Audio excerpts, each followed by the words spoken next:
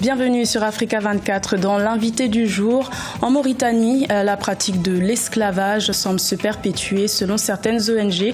Bien qu'abolie en 1981, ces dernières estiment qu'encore aujourd'hui, 18% de la population serait esclave, soit quelques 600 000 personnes. Les militants d'ONG anti-esclavagistes pointent du doigt le laxisme du régime en place autour de ce dossier. Avec nous, pour en parler sur ce plateau, Monsieur Mohamed Wald Ould Youssouf, membre de la plateforme de la société civile mauritanienne et aussi membre du parti au pouvoir UPR, Union pour la République. Bienvenue, monsieur. Bienvenue, bonsoir. Quelle est la situation des droits de l'homme aujourd'hui en Mauritanie? Donc, permettez-moi tout d'abord de remercier Africa 24 pour cette opportunité qui m'est offerte aujourd'hui pour parler de la question des droits de l'homme. Je suis venu en France dans le cadre d'un colloque organisé par l'association Europe Mauritanie, une association qui a été créée et où je suis ravi en commençant ces débats par la déclaration faite par l'honorable François Long et qui disait avant-hier au niveau de l'Assemblée nationale française à l'occasion de l'ouverture de ce colloque qu'il a été impressionné, lui et ses collègues, par la dernière visite effectuée en Mauritanie. Ils étaient impressionnés par l'évolution dans tous les domaines au niveau de ce pays. Nous aurons probablement le temps d'y revenir par la suite, mais aujourd'hui, quelle est la situation des droits de l'homme en Mauritanie? Donc, la situation, vous avez posé une question tout à l'heure concernant principalement la question de l'esclavage. Et vous avez dit que certaines ONG parlent de 600 000 aujourd'hui, parlent de 18%, et ce qui est complètement erroné. Quels sont les chiffres aujourd'hui? Ce phénomène social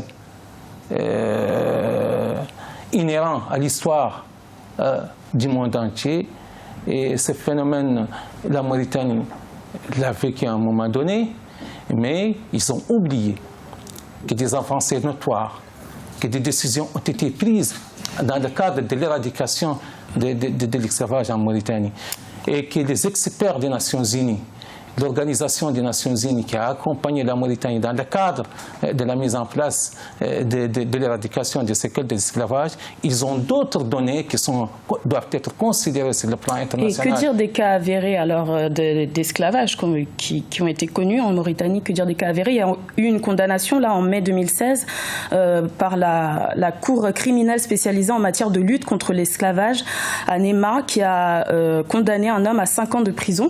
Que dire des cas avérés? Mais avant un cas que nous pourrons citer, il faut parler des mesures qui ont été entreprises dans le cadre de la lutte contre les formes contemporaines de l'esclavage.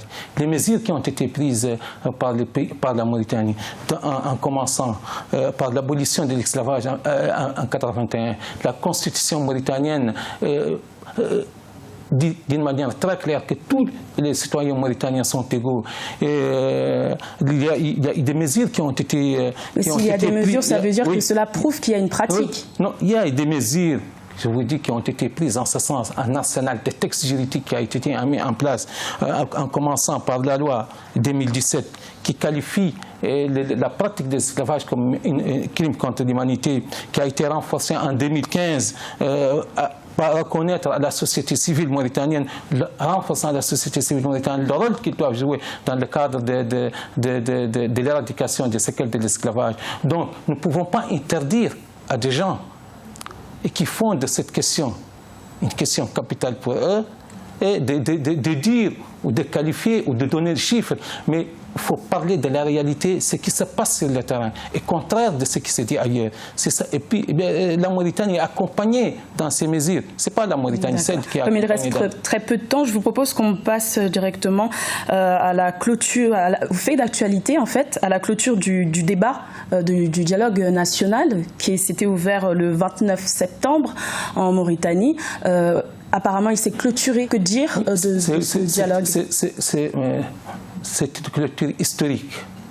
Pourquoi? Je vous dis pourquoi. Parce que le président de la République a déclaré qu'il n'est pas candidat, a déclaré qu'il ne touchera pas à la constitution mauritanienne. Tous les débats qui ont été faits autour de cela, ce qui a amené certains une partie de l'opposition a boycotté le dialogue. D'autres ont participé. Hier, c'était un tournant historique au niveau de ces pays en clôturant le dialogue hier soir. Et personne ne touchera à la Constitution. Et les Mauritaniens sont libres actuellement de choisir toutes les décisions et les recommandations qui ont été prises au courant de ces dialogues seront respectées par le gouvernement. Les référendums aura lieu en ce qui concerne la réforme constitutionnelle, en ce qui concerne toutes les mesures qui demanderont à ce qu'il soit inscrit au niveau de la Constitution. Les référendums aura lieu avant la fin de l'année. Il y aura des élections anticipées, municipales et législatives. Donc, mais l'événement majeur, c'est cet homme qui dit, moi, je m'accroche à la Mauritanie. Je ne m'accroche pas pour ma personne. Je ne veux pas changer la Constitution pour que je brigue un troisième mandat.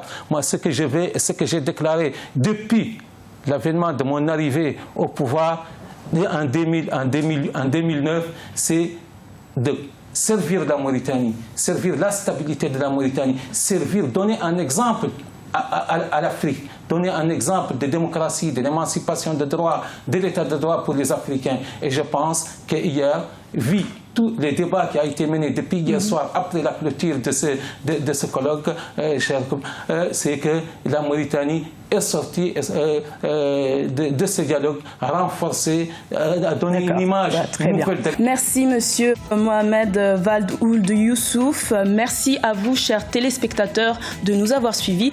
On se retrouve bientôt pour un nouveau rendez-vous de l'invité du jour.